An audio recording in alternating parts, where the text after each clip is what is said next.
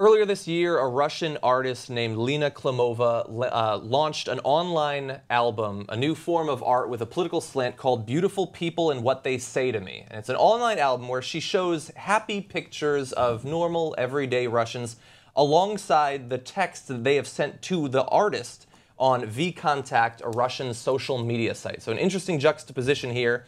So let's bring up this first one. You're going to see a gentleman with what looks like a baby goat, perhaps.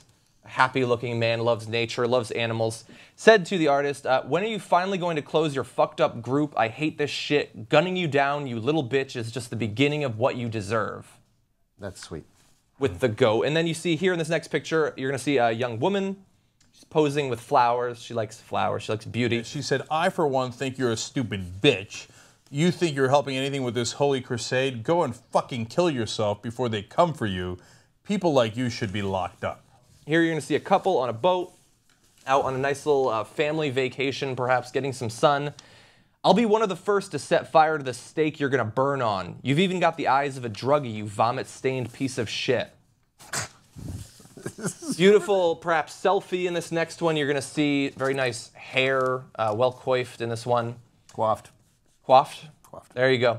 Burn in hell, all you perverts. If I saw you, I'd strangle you with my own hands. And then this happy, smiling gentleman, this last one, just wants to, he's posing with his girlfriend there. Lena, I hate you. You are disgusting, and if I had the power, I would shoot you dead. I hope they ban your project and ostracize you from society. Nobody needs you except freaks like you. So she's not the one who wanted to shit on her or carve the name. She's the different hateful person. Okay. Rest assured, someone does want to do that. Yes, that was a different person. Yes. Okay. Now, I think what Lena Klimova is doing is brilliant. Yeah. Brilliant. I mean, I think it's art in some way. I think it's Brave really, as hell. I think it's art in every way. Yeah, and I think that it's powerful political message. And so to take their hateful comments and put it next to pleasant pictures when they didn't obviously originally do that, they didn't send them in with like, hey, here's a bouquet of flowers. I hate you and want to kill you, right? Yeah.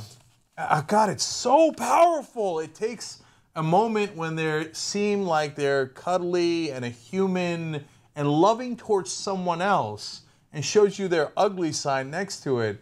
I mean, it's as good an art/political symbol as I've seen in a long, long time. It's a nice reminder, too, of the point that we make often here about, that this picture is worth 1,000 words. No, it isn't. They lie all the time because these people look lovely in these pictures. And of course, one we didn't have in there, but of course this one got to me because there's a guy with a cute dog. I love blacking out the face of the dog, by the way. But his dog looks adorable, and of course I instantly want to. What we got to do is take this dog from this man. He's not fit before he to does have it. something awful. I'll go catch myself one of these fags, and I'll beat the shit out of him. Is what that guy with the dog says. Who are these people? Yeah, and look, I've often felt like it would be, obviously there would be downsides to this, but I wish that online there was some identifier that could carry from different places that you go on the internet, because people, like on Facebook, your name and your pictures there or whatever, but then people go to other sites and they feel like, oh my God, I've got this anonymity. I can say whatever I want. I can express the actual darkness that dwells within me. And they get away with that because of the anonymity. And we get comments like that all the time. Sure, now, thankfully, we live in America and we have signed up for this.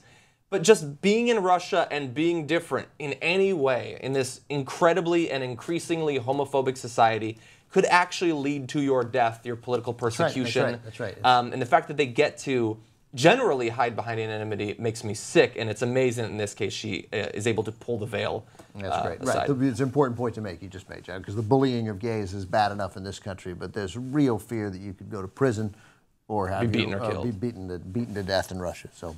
And of course it happens from time to time here as well. There's been a lot of attacks against transgender people recently in the country. But so for all the people who say like, oh, the gays run everything, or the gays are, I mean, the gay agenda. I mean, and look, you live in an insane, alternate reality. But this is what gays across the world have to deal with. People threatening to kill them, rape them, scar them, and do all these things. And then in a lot of countries, the government backs them up. Yeah. And in some states here, we get a nudge. Like, okay, you can't do that, but like it's okay to discriminate against them. So remember, they're still gay, right? So no, they don't have the power. It's the exact opposite, okay? there's still a besieged minority all across the world.